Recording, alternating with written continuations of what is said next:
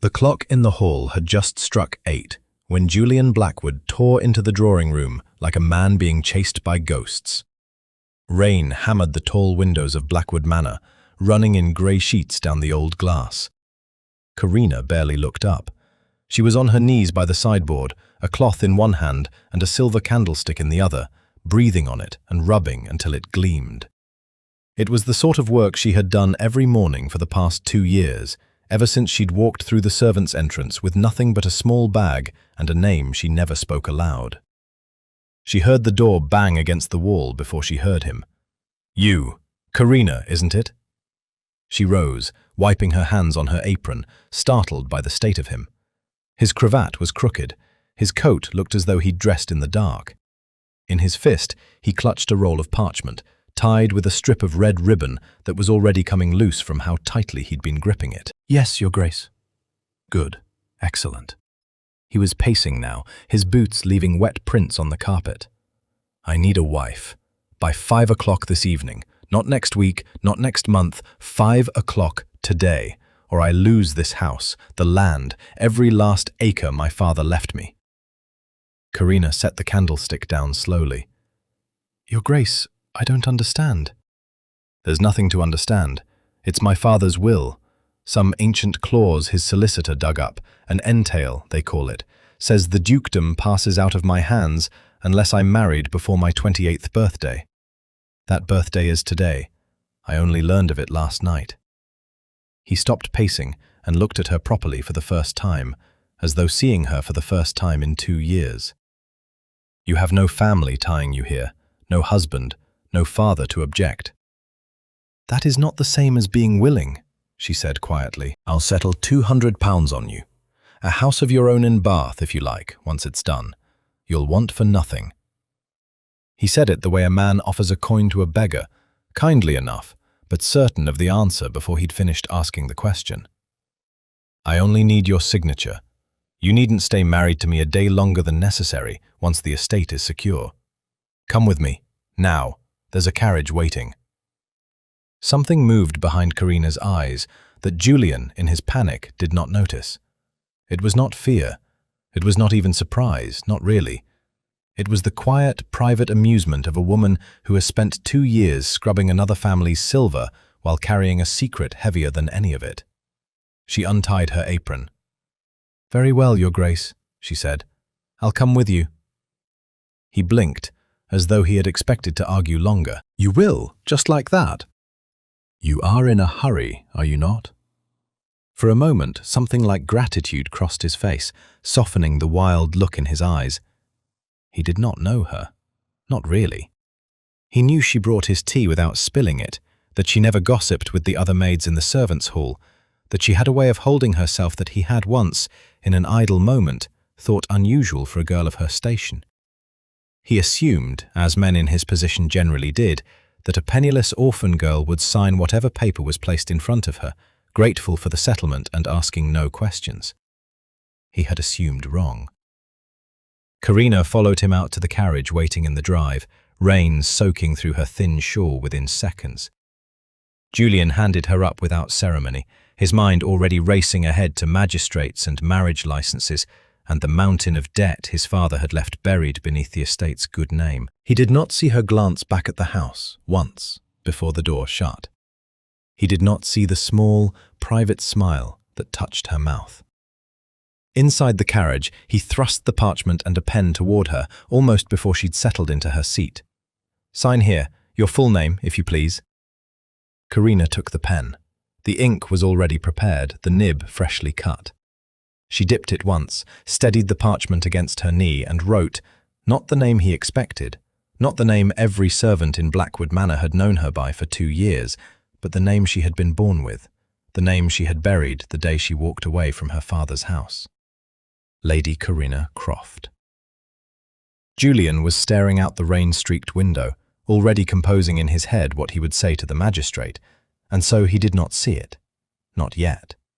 But within the hour, he would look down at that signature, and the ground beneath Blackwood Manor would shift for good. The road to High Wycombe was a misery of mud and ruts, and the carriage jolted so hard over the potholes that Julian had to brace himself against the window frame more than once. Rain streaked sideways now, driven by a wind that rattled the carriage lanterns on their hooks. Karina sat across from him, her hands folded in her lap, watching the hedgerows blur past. Julian had barely spoken since they'd left the manor. He kept glancing at the parchment in his hands, reading over the terms of the settlement as though checking his own arithmetic, muttering about creditors and solicitors, and a meeting with the magistrate that could not, under any circumstances, be delayed past 2 o'clock. It was somewhere past the old mill, where the road narrowed and the wheels sank deep into the mud, that he finally turned the document over to check her signature. A formality, nothing more, the sort of thing a man does out of habit rather than suspicion. He went very still. Karina. His voice had changed. What is this name? She met his eyes without flinching. My name, Your Grace. Croft. He said it slowly, testing the word, as though it might rearrange itself into something less alarming if he said it carefully enough. Lady Karina Croft. Tell me that's a coincidence. Tell me there are 100 Crofts in Northamptonshire, and this is simply— There is only one Croft who matters to you, she said, and you already know which one I am. Julian's face drained of colour. He had grown up hearing that name spoken in his father's house, the way one speaks of a disease. The Earl of Ashford, whose lands bordered Blackwoods on the eastern side, whose family had fought the Blackwoods over water rights and hunting grounds, and a disputed parcel of woodland for 3 generations before either of them had been born. The old Duke had forbidden the name to be uttered at his own dinner table, and now his son had just married the Earl's daughter, with his own hand, in his own carriage, without so much as asking her surname. "You're his daughter," Julian said. "The Earl's daughter, working as a maid in my house." For 2 years, yes. Why? Why in God's name would you scrub my floors when you could have— He stopped, some new and worse thought crossing his face. Unless you knew. Unless you knew exactly who I was, and exactly what would happen if I ever— I knew nothing of your entail until this morning, Julian. I promise you that. She said his given name plainly, without the title, and something about the informality of it seemed to steady her more than it unsettled him. My father disowned me 18 months ago. I refused a match he'd arranged with a man 3 times my age, a man I'd never spoken more than a dozen words to in my life. My father gave me a choice, marry the man or leave his house with nothing. I chose to leave. The carriage hit a rut and threw them both sideways. Julian barely noticed. You could have gone to relations, friends, anyone. I had no relations willing to defy my father, and no friends who could afford to house a woman he'd publicly disowned. Working as a maid was not a punishment, Your Grace. It was the only door that stayed open to me. He sat back against the leather seat, staring at her as though she had grown a second head. Rain drummed against the carriage roof. Somewhere outside, a horse whinnied, and the driver called out something lost to the wind. There is more, Karina said, and her voice dropped. Careful now, the way one speaks when delivering news that cannot be taken back once it is said. My mother left me a trust, a sum settled on her by her own family, meant for her daughter alone, untouched by my father's hand or anyone else's. It has sat dormant since her death because the terms of the trust require me to be a married woman before I can claim it. My father knew this. It is, I believe, one of the reasons he was so desperate to see me wed to a man of his choosing rather than my own. And now that you're married, Julian said slowly, understanding arriving in pieces, the trust is yours. The trust is mine, and under the law as it stands, once a woman marries, her property and her husband's become bound together. Not separate estates sitting politely beside one another, Julian. Bound. What is mine is now legally tied to what is yours. She watched him absorb this. You came looking for a wife to save your inheritance from a clause in your father's will. You have instead married the one woman in England capable of tying the Ashford fortune directly to Blackwood's debts. Julian let out a breath that was almost a laugh, though there was no humour in it at all. He dragged a hand down his face. My father would be turning in his grave. Mine as well, Karina said, which, I confess, gives me no small satisfaction. For the first time since he'd burst into the drawing room that morning, Julian looked at her properly, not as a maid, not as a convenient signature on a piece of parchment, but as a woman who had walked into his carriage with a secret folded up as tightly as the marriage license itself, and who had chosen, of her own free will, to let it unfold at the precise moment it would do the most damage to everyone who had ever underestimated her. "Why did you sign at all?" he asked quietly. "You must have known what it would mean." Karina looked out at the rain-soaked fields sliding past the window, the hedgerows dark and dripping, the road ahead vanishing into grey mist toward High Wycombe. "Because for 2 years I have had no name of my own to use," she said. "You offered me the chance to use it. I intend to make certain it counts for something." The carriage rolled on toward the magistrate's office, and neither of them spoke again until the spire of the town church came into view through the rain. The registrar's office smelled of dried ink and tallow candles, the kind of low-ceilinged room where every sound seemed to settle into the wood and stay there. Old ledgers were stacked along one wall in crooked towers, their leather spines cracked from decades of use.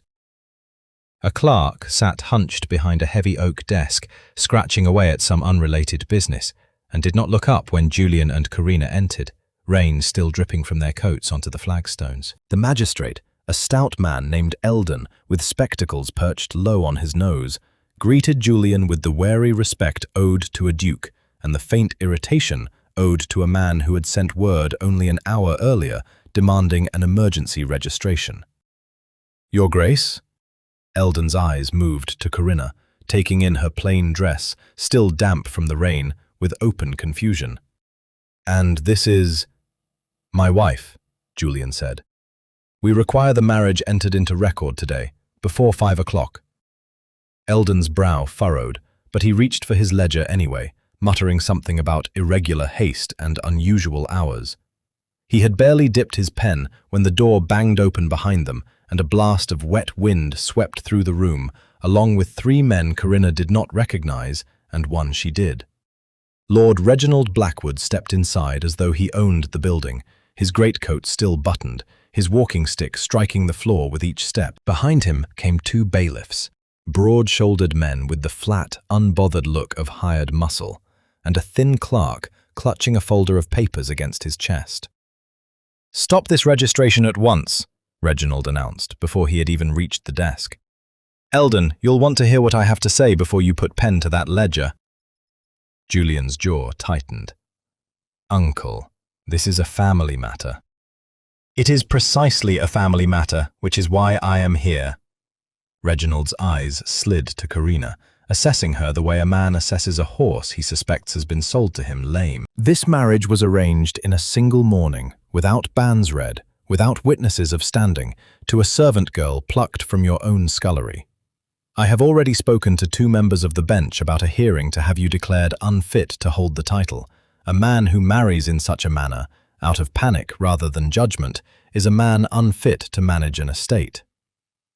"You cannot simply declare a man unfit because you dislike his choice of wife," Julian said.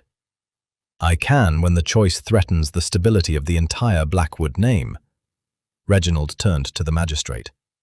"Eldon, you know me, you know my family. I ask you to delay this registration until a proper inquiry can be held into the circumstances." Eldon set down his pen, visibly relieved to have an excuse to stop. "Perhaps that would be wisest, Your Grace. A day or 2, to settle the matter properly." "There is no matter to settle," Karina said. Every head in the room turned toward her. She had not raised her voice, but something in the stillness with which she spoke made the room go quiet around her, the way a room quiets when someone speaks who has clearly never needed to shout to be heard. "Lord Reginald is correct that this marriage happened quickly," she went on. "He is wrong about everything else. I was not plucked from a scullery, my lord. I was born Lady Karina Croft, daughter of the Earl of Ashford, and I have the papers to prove it, should Mr. Eldon care to examine them." She drew a folded document from beneath her shawl, one she had carried against her since leaving Blackwood Manor that morning, tucked close and dry despite the rain.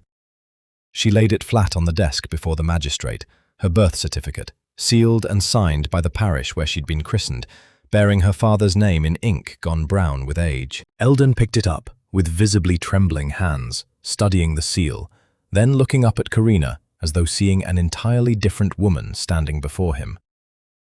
"This is genuine," he murmured. "It is." Karina's voice did not waver. "I would remind you, sir, that under the law, a magistrate who delays or refuses to register a lawful marriage between two consenting adults of sound mind, absent any legal impediment, opens himself to a formal complaint before the bench, and my family, Mr. Eldon, has considerable standing before that bench, disowned or not. I do not believe Lord Reginald mentioned that detail when he asked you to delay on his behalf." The colour left Reginald's face by degrees. He opened his mouth, then closed it again, his walking stick suddenly still against the floor. "This is absurd," he said finally, though his voice had lost its earlier command. "A servant girl cannot simply— I am not a servant girl, my lord. I am the daughter of an earl, and, as of this morning, the wife of a duke. You are welcome to raise your objections before the bench if you truly believe you can prove I am lying about my own birth." She let the silence sit a moment before adding quietly, "I would advise against it." Eldon looked between Reginald and Karina, then down at the birth certificate again, then finally at Julian, who stood watching his wife with an expression somewhere between astonishment and something warmer he had not yet found a name for. "Well," Eldon said, clearing his throat and reaching for his pen once more, "I see no legal impediment before me, none whatsoever." He entered the marriage into the ledger with quick, decisive strokes, the scratch of his pen the only sound in the room besides Reginald's furious, uneven breathing. The bailiffs shifted uncomfortably by the door, clearly uncertain what they had been hired to accomplish now that there was nothing left to stop. Reginald gathered himself with visible effort, straightening his coat, his eyes fixed on Karina with a look that promised this was not finished. "You may have won this hand," he said quietly, "for her ears more than the room's. But there will be others." "I look forward to them, my lord," Karina said, and did not so much as blink. Reginald turned on his heel and left, his bailiffs trailing behind him, the door swinging shut against the rain. Julian let out a long breath, staring at his wife as the magistrate pressed the seal into the register, and the marriage became, in every way the law recognized, irreversible. By Thursday evening, word of the marriage had spread through every drawing room in 3 counties, and Julian's answer to the whispers was to walk directly into the middle of them. Ashford Park was hosting its autumn ball, an event the old Earl had never missed in 30 years, and Julian had accepted the invitation before Karina could talk him out of it. "They will tear you apart," she'd warned him that afternoon, standing in the doorway of his study while he read over a fresh stack of correspondence from his solicitor. "Then let them try," Julian had said, in front of witnesses. Now the two of them stood at the top of the grand staircase overlooking the ballroom, and Karina understood, for the first time, the full weight of what he intended. Crystal chandeliers threw light across a sea of silk gowns and dark evening coats. The air was thick with perfume and pipe smoke, and the low murmur of 200 conversations that all, she suspected, concerned her. A footman announced them at the top of the stairs, his voice carrying over the crowd. "His Grace the Duke of Blackwood, and Her Grace the Duchess." The room did not go silent, exactly, but the conversation changed pitch, dozens of fans lifting to cover dozens of murmuring mouths. Karina kept her chin level and her hand steady on Julian's arm as they descended, though she could feel every eye in the room measuring the distance between the girl who had once polished silver in a scullery and the woman now wearing pearls at her throat, borrowed that morning from the Blackwood vault. "Lady Karina Croft," someone whispered, just loud enough to carry. "I heard she was in service. Working as a maid, if you can credit it, in his own house." Julian's grip tightened almost imperceptibly on her hand, but Karina only smiled, the same composed smile she had worn scrubbing candlesticks 2 mornings ago, as though nothing in the room could touch her. It was near the refreshment table, among a cluster of matrons in feathered turbans, that Lady Ashford found her. Corinna had not seen her stepmother in 18 months, not since the night she'd walked out of her father's house with nothing but a small bag and the clothes on her back. Lady Ashford had aged little in that time, her gown a deep wine silk that suited her far better than the coldness in her eyes. "Corinna." Lady Ashford said the name as though tasting something sour. "How extraordinary to see you here. I understand you've been in domestic service." "I have, my lady. 2 years at Blackwood Manor." "How resourceful of you." Lady Ashford's fans snapped open, and several of the surrounding ladies leaned in, delighted. One does hate to see a woman fall so far from her station and simply make the best of it. Scrubbing floors, emptying chamber pots, I imagine, among your other duties. A few titters rose from the cluster of feathered hats. Corinna let the silence stretch a moment before answering, unhurried. "I did whatever work was asked of me, my lady, and I did it honestly. I find that preferable to spending 18 months attempting to erase a stepdaughter's name from the peerage records so that her inheritance might pass more conveniently to your own daughters." The fans stopped mid-motion. "I have no notion what you mean," Lady Ashford said, though her voice had thinned considerably. "Don't you? I have it on excellent authority, my solicitor, in fact, whom I engaged only this week, that a petition was filed with the College of Arms 11 months ago, requesting my removal from the Ashford lineage on grounds of, and I quote, prolonged and voluntary absence from family obligations. Curious phrasing, given that I was disowned and put out of my father's house, rather than having left it voluntarily at all." Corinna let her gaze move slowly across the gathered ladies, all of them now listening with undisguised interest. "The petition was denied, incidentally. My birth remains recorded exactly as it was the day I was christened. I confirmed as much with the magistrate in High Wycombe only 2 days ago, when I signed my own marriage license under my own name." Lady Ashford's face had gone the colour of old parchment. "You would air family matters in a public ballroom." "You raised the matter of my service first, my lady. I am only finishing the conversation you started." Corinna's voice remained perfectly pleasant, the tone one might use discussing the weather. "I confess I found the work at Blackwood Manor honest and rather peaceful.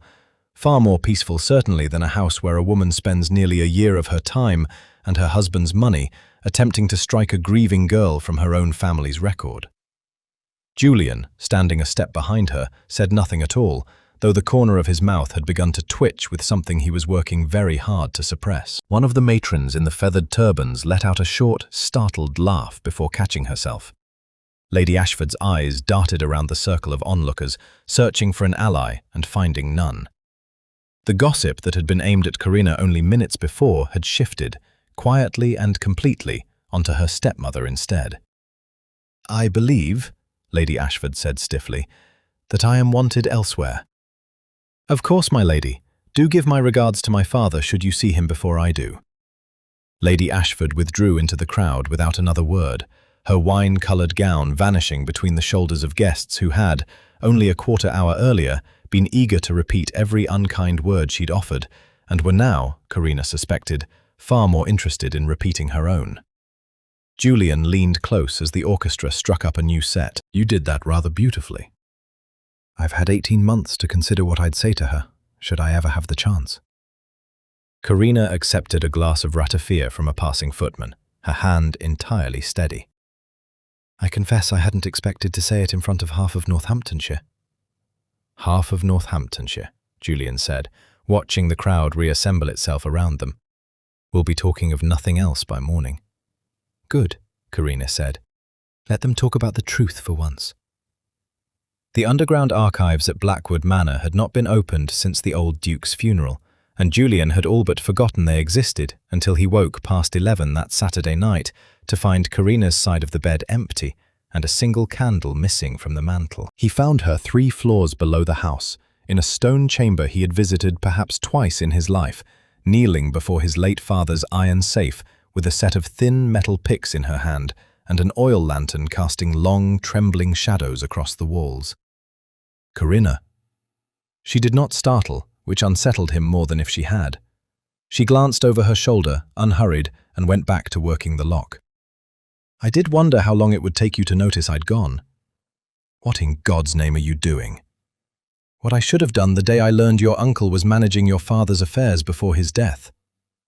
The lock gave a soft click beneath her fingers, and she set the picks aside with the calm satisfaction of a woman closing a book she had already read once before. Your uncle had access to this vault for nearly 2 years while your father's health declined. I should like to know what he did with that access. Julian crossed the cold stone floor, lantern light catching the worry plain on his face. You suspect he took something? Jewels, silver plate? I suspect something far worse than theft, and I'd rather show you than explain it standing in a doorway.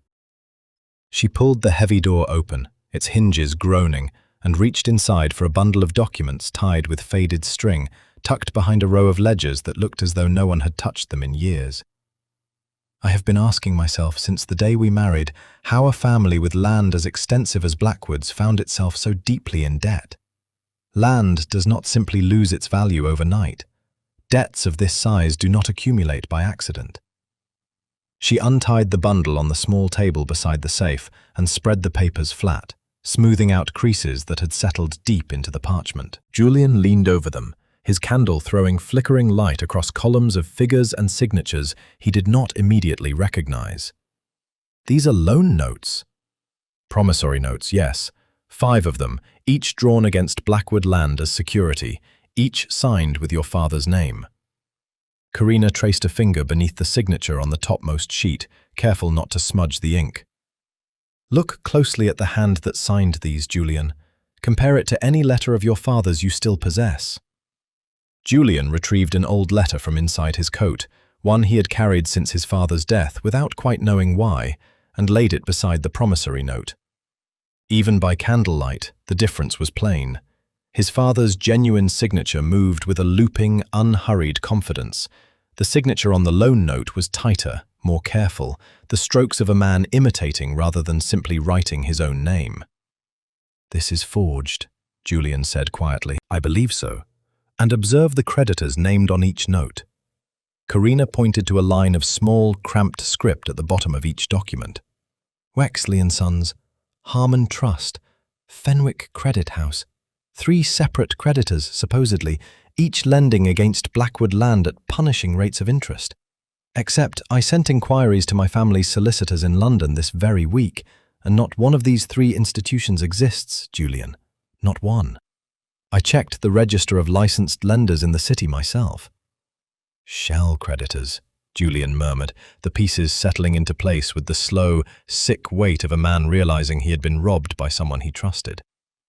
"Someone invented the debts. Someone with access to your father's private vault, his signature, and enough knowledge of estate law to make forged notes appear entirely legitimate to anyone who did not think to question them."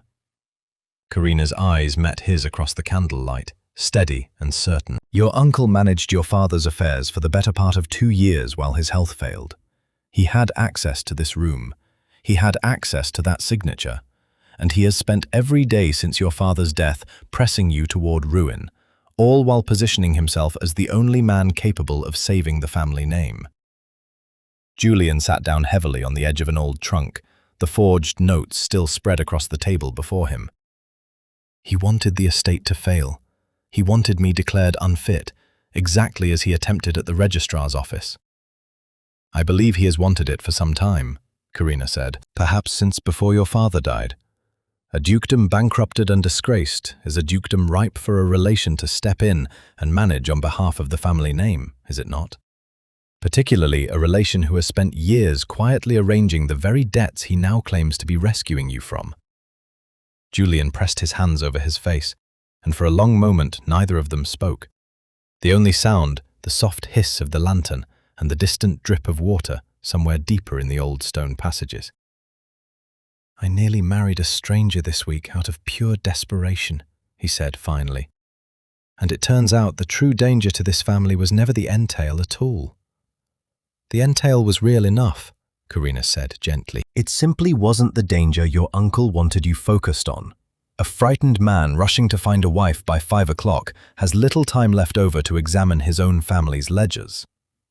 Julian looked up at her, and something in his expression had shifted since the carriage ride to High Wycombe, since the ballroom at Ashford Park, into something steadier, something that looked less like gratitude and more like genuine respect.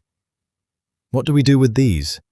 Karina began carefully retying the bundle of forged notes, her movements precise. "We take them to London, quietly and to the right solicitor. Your uncle believes he holds every advantage over us, Julian. I should like him to go on believing that for just a little while longer." The Royal Mail Office on the edge of London hummed with the clatter of brass telegraph keys, a sound Karina had grown fond of during her few visits to the city as a girl, before her father had disowned her and the city had become a place she could no longer afford to enter. Steam hissed from a mail coach idling outside the window, and the whole room smelled of ink and coal smoke and damp wool. Julian stood a pace behind her, watching as she dictated a wire to the clerk with the same brisk, unhesitating manner she'd used to face down his uncle at the registrar's office. He had brought the forged promissory notes with them, folded carefully inside his coat. But Karina had insisted they see her family's solicitors before making any move against Reginald directly. "Send this to Whitfield and Marsh, Lincoln's Inn," she told the clerk, who copied her words onto a slip with a stub of pencil. "Request immediate audit of Blackwood Estate loan accounts, cross-referenced against Register of Licensed London Creditors. Also, request search of records for 3 named institutions." She listed Wexley & Sons, Harmon Trust, and Fenwick Credit House, spelling each carefully so the clerk would not mistake a letter. "Matter is urgent. Reply requested within the day." The clerk tapped the message out on the key, the rhythm quick and practiced, and Karina stepped back from the counter with the faint satisfaction of a woman who had just set something irreversible into motion. "You do this as though you've done it 100 times before," Julian said, once they'd moved away from the counter to wait. "My father raised me to understand estate law before he ever thought to raise me for marriage. He wanted a son for the running of Ashford's affairs and got only me, so for a number of years, before he decided a daughter's education was better spent on needlework and dancing, I was taught to read ledgers, to understand entails, to recognize a forged signature from a genuine one." Karina's mouth twisted into something not quite a smile. "It seems that early education has proven rather more useful to me now than it ever did while I lived under his roof." Julian studied her for a long moment, the noise of the telegraph office fading into the background. "I confess I have been thinking, these past days, of how thoroughly I misjudged you. I looked at a maid polishing silver and saw nothing beyond the silver itself. I never once wondered what she might be capable of, given the chance." "Most men in your position wouldn't have wondered," Karina said. "It's rather the point of service, Julian. One learns to be invisible. I found it useful those 2 years. No one confides secrets in front of a maid they've stopped noticing is in the room." "Did you learn much in that time?" "More than you'd credit. Your housekeeper despises your cook, for one, and has done for a decade over a matter involving a broken serving dish neither will admit to breaking." She said it lightly, and Julian laughed despite himself, the sound surprising them both after the tension of the past week. "But yes, I learned a great deal else besides household gossip. I watched how your uncle spoke to your father's steward before the old Duke's health failed entirely. I noticed how often letters arrived for Lord Reginald bearing seals I did not recognize, and how quickly he burned them rather than filing them with the rest of the estate correspondence." Julian's expression sobered. "You suspected him before any of this?" "I suspected something was wrong in this family long before I understood what. I had no proof, and no standing to act on suspicion alone. I was a maid, Julian, not a magistrate. What was I to do? March into your study and accuse your uncle of forgery based on a burned letter and an uneasy feeling?" She shook her head. "I could only watch and wait and hope that circumstances might one day put the means to act into my hands. And then I burst into the drawing room demanding a wife by 5 o'clock. "And then you did precisely that," Karina agreed, and this time her smile reached her eyes fully. "I confess I had not expected the means to arrive in quite so dramatic a fashion, but I have never been one to question good fortune once it presents itself."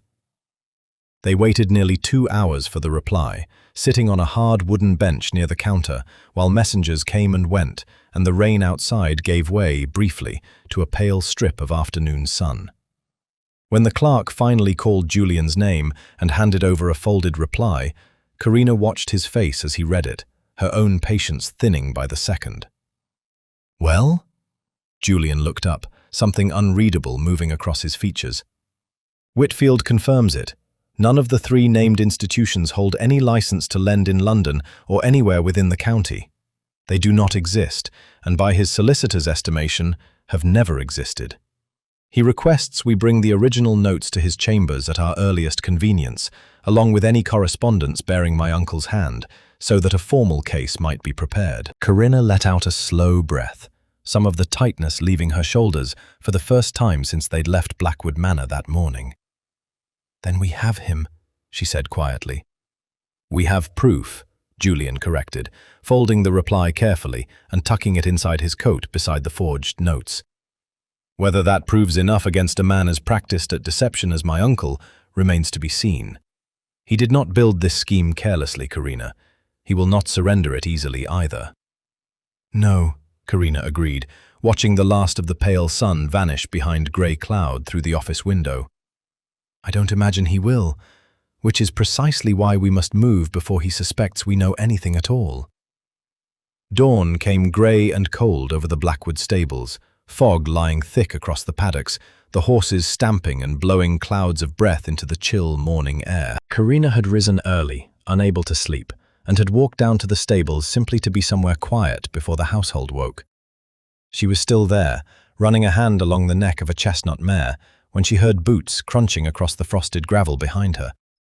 3 men approached through the mist, and behind them, at a careful distance, walked a 4th she recognized at once. Lord Reginald stood watching from beside the stable gate, his greatcoat buttoned to the throat, his expression composed into something that might have passed, to a stranger, for concern. Lady Karina Blackwood. The lead man, broad through the shoulders, and carrying himself with the particular stiffness of a constable performing an unpleasant duty, produced a folded paper from inside his coat. "We've a warrant to search your quarters. There's been a report filed regarding certain items missing from the Blackwood estate."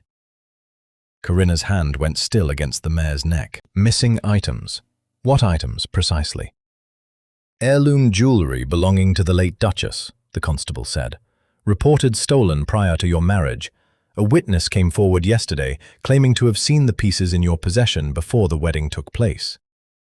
Karina's eyes moved past the constable to Lord Reginald, standing at the gate with his hands folded neatly behind his back, and understood at once precisely where the report had originated. She kept her voice level, though something cold had settled low in her chest. "I have touched nothing in this house that was not placed directly into my hands by a member of staff or by the Duke himself. I would ask who this witness might be, so that I might understand the nature of the claim against me." "That's not information I'm permitted to share, my lady." The constable's tone was not unkind, but it was final. "We'll need to search your quarters. It would go easier for everyone if you cooperated." It was at that moment that Julian appeared at the far end of the stable yard, still in his riding coat from an early morning ride he had taken alone, his face darkening the instant he took in the scene before him, the constables, the folded warrant, his wife standing pale and still among the horses, while his uncle looked on from the gate with the faint, satisfied stillness of a man watching a plan unfold precisely as intended. "What is the meaning of this?" Julian's voice carried across the yard, sharp enough that even the horses shifted uneasily in their stalls. "A theft report, Your Grace," the constable explained, holding up the warrant again, "concerning heirloom jewellery belonging to your late mother, allegedly seen in the Duchess's possession before your marriage took place."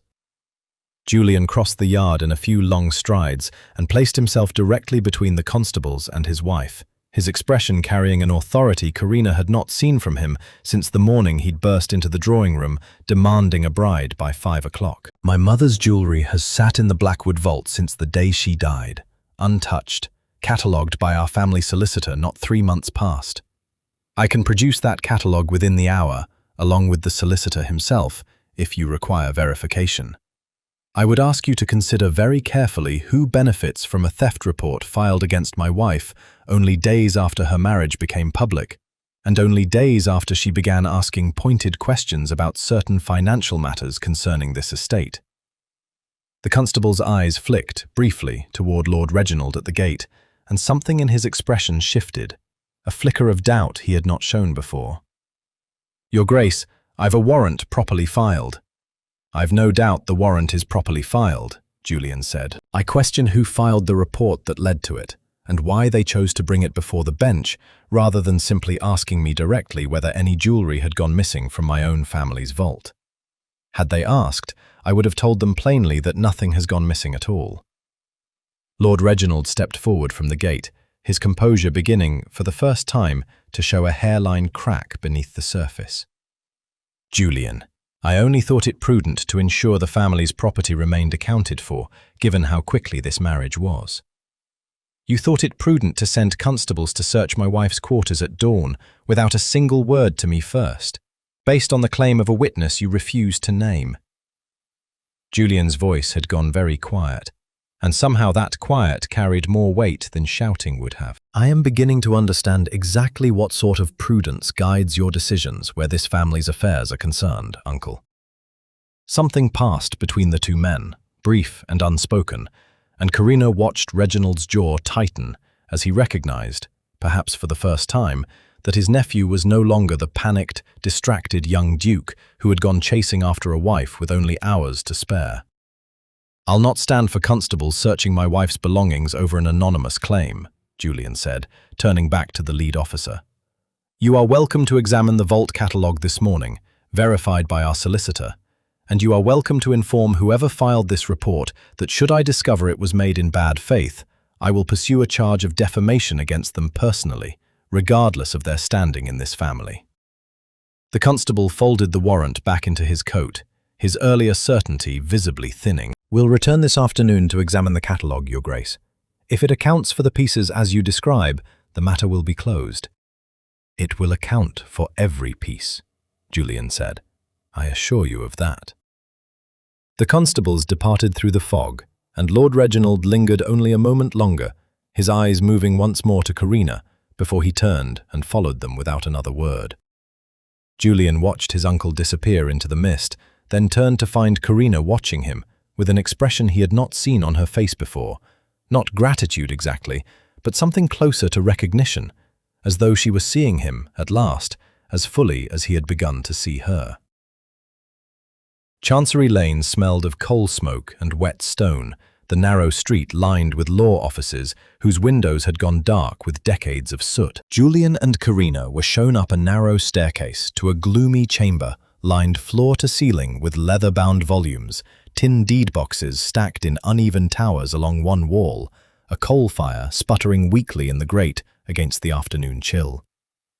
Mr. Whitfield rose from behind his desk to greet them, a thin man with ink-stained fingers and spectacles pushed up onto his forehead, the particular look of a barrister who had spent the better part of 2 days poring over documents rather than sleeping. "Your Grace, Lady Karina." He gestured them toward 2 worn chairs before his desk, where a great many papers had already been spread out, sorted into careful stacks. "I confess I have not seen a case quite so tangled in some years, though I mean that, I assure you, as a compliment to your family's foresight, rather than a complaint about the work involved." "You've completed the audit," Julian said, taking his seat. "I have, and I have also examined the marriage settlement and the land grants you provided, Lady Karina, along with the forged promissory notes." Whitfield adjusted his spectacles and drew 1 stack of papers toward him. "The forgeries are confirmed beyond any reasonable doubt. My clerk compared the signatures against 4 authenticated documents bearing your late father's genuine hand, Your Grace, and the discrepancies are consistent and deliberate. Whoever forged these notes did so with some skill, but not enough to withstand close scrutiny." "And the creditors?" Karina asked. "Non-existent, precisely as you suspected.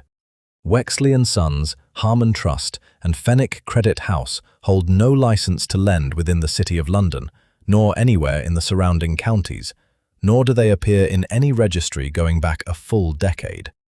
I would stake my own reputation on the claim that these institutions never existed at all beyond the ink used to invent them.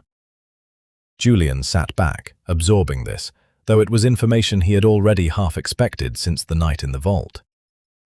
Then my uncle invented debts against my own family's land, using my father's forged signature in order to force the estate into ruin. That would be my professional assessment, Your Grace, though I would want considerably more evidence before I made such a claim before the bench. Whitfield drew a second stack of papers toward him, this one thinner. Which brings me to a matter I believe will interest you both rather more than the forgeries themselves. He slid a document across the desk toward Karina. This is the original land grant settled upon your mother by her own family, Lady Karina, prior to her marriage to the Earl of Ashford. I located it among the papers you provided, tucked in with your birth certificate. Do you understand its significance? Karina studied the document, her brow furrowing as she read through the dense legal script. I know the land was hers. I did not know the grant contained any particular provision beyond that. It contains a great deal more than that. Whitfield leaned forward, warming to his subject in the manner of a man who genuinely loved the intricacies of his profession. Your mother's family settled this land upon her directly, outside the usual marriage settlement, with a clause specifying that the land and any income derived from it would pass to her daughter, and her daughter alone, should she predecease her husband, which, as we know, she did. Crucially, the grant specifies that this inheritance is entirely separate from any claim the Earl of Ashford might otherwise hold over his late wife's property. Meaning my father never had any legal right to that land at all, Karina said slowly, understanding arriving in careful pieces, even after her death. Precisely. Which explains, I suspect, why your father was so determined to see you married according to his own choosing, rather than your own.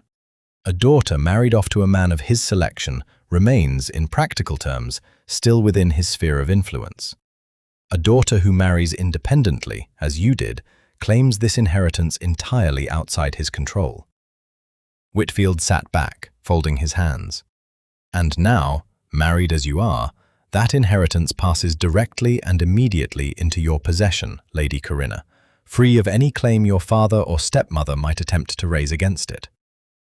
Julian looked between the solicitor and his wife, a slow understanding building behind his eyes. How substantial is this inheritance? Considerable, Your Grace. Land holdings in 3 counties, along with accumulated income that has sat largely untouched for the better part of 2 decades, your mother's family having managed it prudently on your behalf, even during your years of estrangement from your father. Whitfield tapped the document with one ink-stained finger. More to the point, given your current circumstances, this inheritance grants Lady Karina the legal standing and financial means to act decisively against any creditor claim made against the Blackwood estate, forged or otherwise. Should Lord Reginald attempt to force a foreclosure or an auction using his fabricated debts, you now possess more than sufficient resources to challenge and settle every claim yourself, on your own authority, without waiting on any court to untangle the forgeries first. The fire popped in the grate, and for a moment neither Julian nor Karina spoke, the full weight of what Whitfield had just described settling over the room. He wanted to force me into ruin before I ever understood what protections I had, Julian said finally. And instead, by marrying Karina, I have gained a wife with the exact resources needed to undo everything he built. That would be my assessment, Your Grace, though I confess I doubt Lord Reginald has yet realized the full extent of his miscalculation. Whitfield began gathering the documents into a single ordered stack, his manner turning brisk and practical. I would recommend moving quickly. Forged debts of this nature are often called due suddenly, precisely to force a hasty sale before the fraud can be examined closely. If your uncle senses that his scheme has been discovered, he may attempt exactly that. Karina rose from her chair, the land grant still held carefully in her hands, her expression settling into the same composed certainty Julian had first seen in the registrar's office in High Wycombe, when she had faced down his uncle with nothing more than a birth certificate and an unshaken voice. Then we shall have to move faster than he expects, she said, just as I did the first time. Bath had seemed, at first, a welcome escape from the tension of the past week. A short journey to consult with Whitfield's colleague regarding the final wording of the fraud complaint, and a chance, Julian had suggested, for a quiet afternoon away from London's coal smoke and Blackwood's gathering storm. Karina had agreed readily enough, though she had not expected to find herself walking alone beneath the stone colonnades, while Julian remained behind at the solicitor's rooms to review a final draft of the papers. The rain had begun soft and had thickened steadily over the past quarter hour, sheeting off the colonnade roofs in silver ropes, black umbrellas bobbing along the promenade like a slow procession of crows. Karina had just paused beneath the shelter of a stone archway, watching a carriage splash through the gutter below, when a familiar voice spoke close behind her. "A fine afternoon for a walk, my lady, if one enjoys the rain." She turned to find Lord Reginald standing a few feet away, his greatcoat dark with damp, his walking stick tapping once against the stone, as though to announce he had been standing there some time already, watching her before she'd noticed him at all. "My lord?" Karina kept her voice even, though her pulse had quickened. "I confess I did not expect to find you in Bath." "Nor I you, though I admit I followed you here quite deliberately, once I learned of your visit to Whitfield's chambers." He stepped closer, and Karina held her ground, refusing to give him the satisfaction of seeing her retreat. "I think we both understand by now precisely how much you and my nephew have uncovered." "Then you understand precisely how little good it will do you to speak with me alone in a rainstorm, my lord." Reginald's mouth curved into something that was not quite a smile. "On the contrary, I believe this is exactly the conversation that will do the most good for both of us." He glanced once toward the street, ensuring no one stood within easy earshot, then lowered his voice. "You are not a foolish woman, Karina.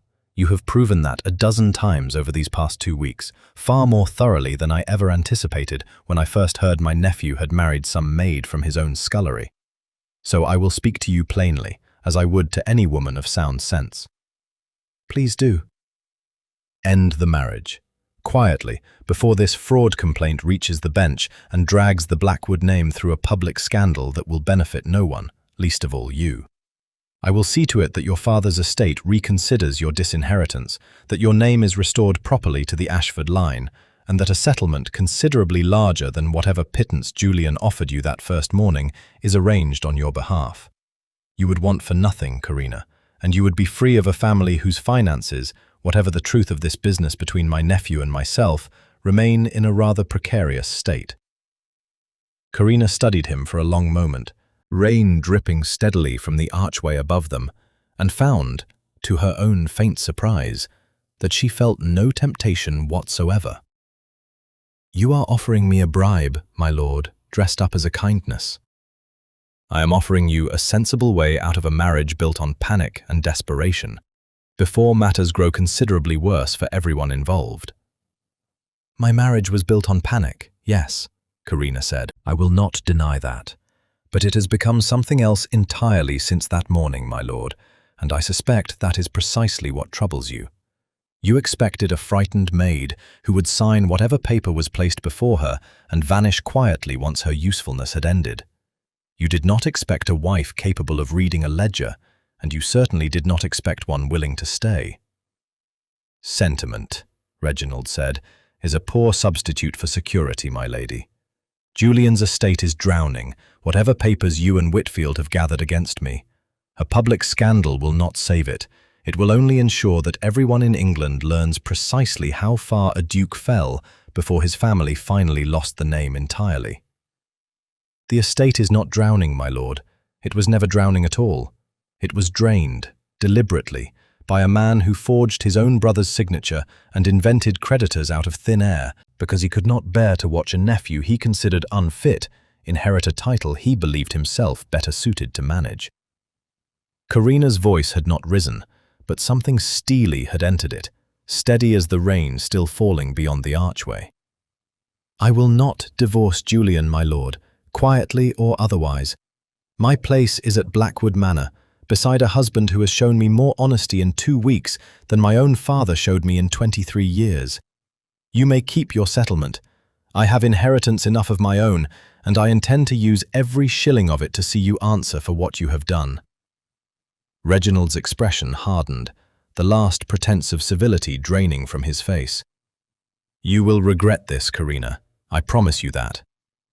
It was then that a second voice spoke from beneath the colonnade, dry and quiet, though it carried clearly over the rain. "I think it is you who ought to be worrying about regrets, uncle." Julian stepped out from behind a stone pillar a short distance away, his coat soaked through, having evidently followed her from Whitfield's chambers out of some quiet concern he had not voiced aloud. He crossed to stand beside Karina, and Reginald's eyes moved between the two of them, understanding, at last, that he had lost whatever advantage he had believed himself to hold. "I heard every word," Julian said, "and I find I have nothing to add to what my wife has already said, far better than I could have said it myself." He looked at Reginald with an expression that held none of the panicked uncertainty of the man who had once burst into a drawing room demanding a bride by 5 o'clock. "Leave Bath, uncle. Return to London if you like, and prepare whatever defence you believe will serve you before the bench.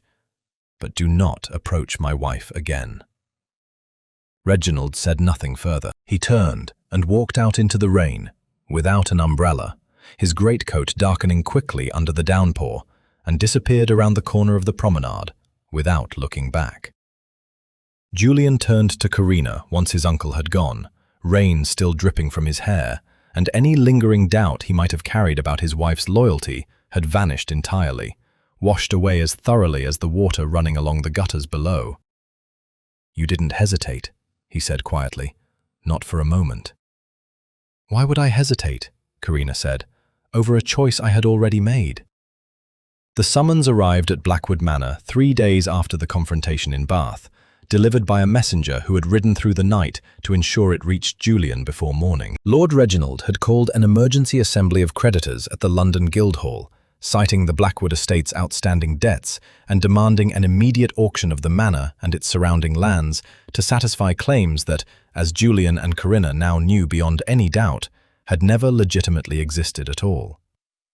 "He means to force the matter before Whitfield can bring the fraud complaint to the bench," Karina said, reading the summons over breakfast, her tea gone cold and forgotten beside her plate. "An auction settled quickly enough, before anyone examines the creditors too closely, and the forgeries become considerably harder to unravel once the land has already changed hands." "Then we go to London today," Julian said, already rising from the table. "Whitfield as well. If Reginald intends to move quickly, we will simply have to move faster." The Guildhall's assembly room was already crowded when they arrived Tuesday morning, high vaulted ceilings echoing with the low murmur of stern-faced bankers gathered around mahogany tables, brass scales and ledger books stacked in orderly rows before them. Lord Reginald stood near the head of the room, deep in conversation with 2 men Karina did not recognize, his composure fully restored since Bath, as though the confrontation on the promenade had never happened at all. He looked up as Julian and Karina entered together, and something flickered across his face, quickly masked, before he turned back to address the assembled creditors. "Gentlemen, thank you for attending on such short notice. As you are all aware, the Blackwood estate carries substantial outstanding debt secured against landholdings across 3 counties. I have called this assembly to propose an immediate auction of those holdings, to be settled before further delay allows the debt to compound beyond what the estate can reasonably answer for." A murmur of agreement moved through the room, several of the bankers nodding along, clearly briefed beforehand and inclined to trust a man who had presented himself, for weeks now, as the reasonable elder statesman of a family in crisis. Julian stepped forward before the murmur could settle into consensus. "Before this assembly proceeds any further, I would ask that the creditors named in these debts identify themselves plainly. Wexley & Sons, Harmon Trust, Fenwick Credit House. Are any representatives of these institutions present in this room today?" Silence answered him. Reginald's jaw tightened, almost imperceptibly. "Their absence is easily explained, Your Grace," Reginald said smoothly. "Smaller lending houses often conduct their affairs through solicitors rather than attending assemblies of this nature personally." "Then perhaps their solicitors might explain," Karina said, stepping forward beside her husband. Why none of the three institutions appear anywhere in the official register of licensed lenders for the City of London, nor for any county within 100 miles of this hall? The murmur in the room shifted, uncertain now, several of the bankers exchanging glances.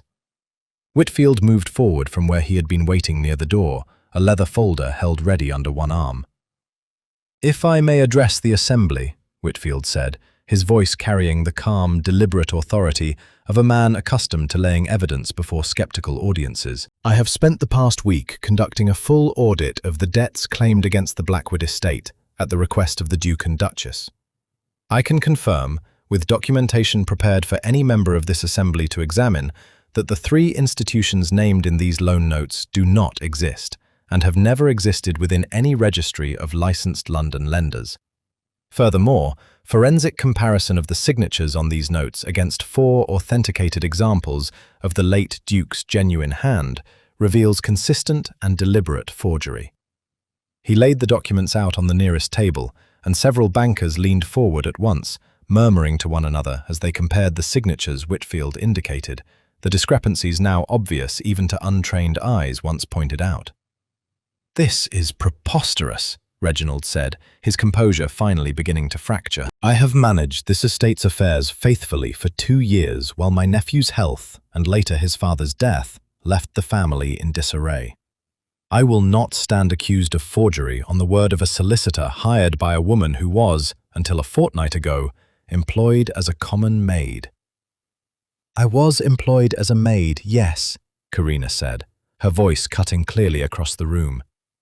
"I was also born Lady Karina Croft, daughter of the Earl of Ashford, and I hold, in my own right, an inheritance settled directly upon me by my late mother, entirely separate from any claim my father or anyone else might raise against it." She drew a second folder from beneath her arm and laid it on the table beside Whitfield's documents. "This inheritance is more than sufficient to settle every legitimate debt this estate carries. I am prepared, here and now, to buy out the share of every creditor in this room who holds a genuine and verifiable claim against Blackwood land." The room fell into a stunned quiet. One by one, the bankers began murmuring among themselves, several already reaching for their own ledgers to calculate the sums Karina's offer represented. "You cannot simply purchase your way past a properly called auction," Reginald said, though his voice had lost most of its earlier command. "I am not purchasing my way past anything, my lord. I am settling debts that are owed, in full, to creditors who can prove they are owed anything at all." Karina turned to address the room directly. "Any man here holding a genuine claim against Blackwood land may present his documentation to Mr. Whitfield this morning and receive full and immediate payment. Any claim that cannot be verified against the official register will be dismissed, and I would direct this assembly's attention to the gentleman who brought those particular claims before you in the first place." The room's attention turned, as one, toward Lord Reginald, whose face had gone the colour of old ash. Several of the bankers, who had, only minutes before, been prepared to vote in favour of his proposed auction, now regarded him with open suspicion, their earlier trust curdling visibly into something far less forgiving. By the time the assembly dispersed an hour later, every legitimate creditor had been paid in full from Karina's inheritance, the forged notes formally struck from the estate's accounts, and Lord Reginald Blackwood stood alone near the mahogany table where he had once commanded the room, stripped entirely of the influence he had spent years quietly building, with nothing left to show for 2 years of forgery, but a fraud complaint now certain to follow him before the bench. A month had passed since the Guildhall, and Blackwood Manor had begun, slowly, to feel like a different house entirely. The debts were cleared, the forgeries formally entered into record against Lord Reginald, who now awaited trial before the bench in a modest set of rooms in London, stripped of the income and influence that had once made him the most feared man in 3 counties. The old vault beneath the manor had been aired out and reorganized, its ledgers set to rights by a steward Karina had personally interviewed and approved. Even the servants' hall had settled into something calmer, the whispers that had once trailed Karina through the corridors long since replaced by a quiet, genuine respect. She found Julian in the sunroom that morning, a room she had rarely entered during her 2 years of service, its glass panes catching the early light and throwing warm squares across the polished floor. Tea had been laid on fine china, fresh flowers arranged in a low bowl at the center of the table, and beyond the windows the garden stretched green and peaceful, the last of the season's roses still clinging to their stems.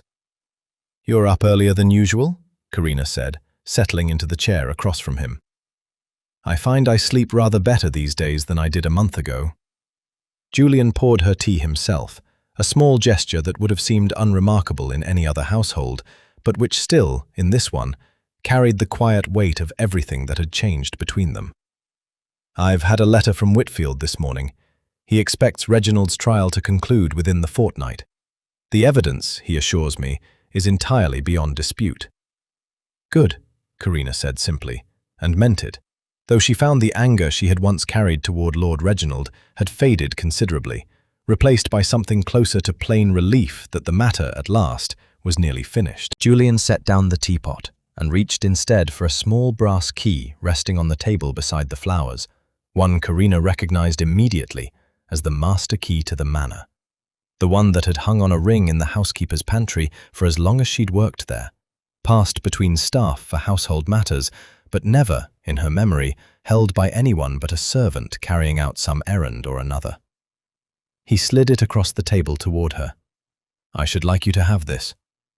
Karina looked at the key, then at him, understanding arriving slowly, the way understanding often did with Julian, arriving not in a single dramatic moment, but in careful, deliberate pieces. "Julian, I already have every key to this house. I was given them the week we returned from the Guildhall." "Not like this one." He turned the key gently with one finger so the morning light caught the worn brass surface. "That key was given to you as a duty, Karina. Something handed over because a duchess is expected to manage her household, the way any wife is handed the keys to her husband's home upon marriage. This one I am giving you because I want you to have it. Not as a maid who once carried it on errands for someone else's convenience, and not merely as a wife fulfilling an obligation, but as an equal partner in everything this house represents and everything it will become."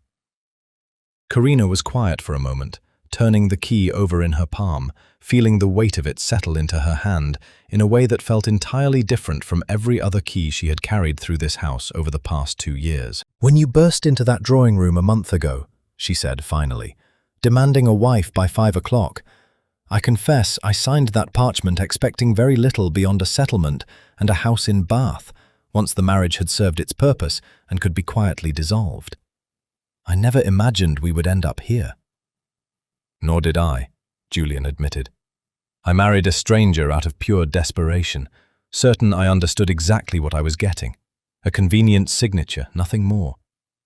I have never been more grateful to have been so entirely wrong about anything in my life." "You weren't entirely wrong," Karina said, a faint smile touching her mouth. "You did get a convenient signature. It simply came attached to rather more than you bargained for." Julian laughed, the sound easy and unguarded in a way it rarely had been during those first frantic days, and reached across the table to take her hand, the brass key still resting warm between her fingers. "I have been thinking," he said, "that I should like to hold a proper ball here at Blackwood Manor before the season ends. Not the sort of affair where half of Northamptonshire spends the evening whispering behind their fans, wondering whether the rumours about the Duchess are true. A ball where they come to see for themselves exactly who you are, and leave with no doubt remaining at all." "I should like that," Karina said, "though I suspect, after the Guildhall, there is rather less doubt remaining than there once was." "Perhaps," Julian said, "but I find I want the world to see it plainly regardless. Not a maid who once polished silver in this house out of necessity. Not a bride acquired in a moment of panic. My wife and my equal, in every sense the word allows." Karina closed her fingers around the key, the morning sun warm through the glass panes, the garden beyond bright and quiet, and entirely her own now, in every way that mattered. She thought of the drawing room a month past, the rain against the windows, the desperate young duke who had assumed she would sign whatever paper he placed before her, without question. She thought of her father's house and the name she had buried for 2 years, and the long, careful path that had brought her, at last, to this bright room with a key resting warm in her palm, and a husband watching her with an expression that held nothing but genuine respect. She had not accepted this life out of necessity, not any more. She accepted it now by choice, built on nothing but truth, sharp strategy, and a partnership neither of them had expected, and both of them had come, in the end, to value above everything else. "Well then," she said, rising from the table and slipping the key into the pocket of her gown. "Let us plan your ball, Your Grace. I believe I have a few thoughts on the guest list."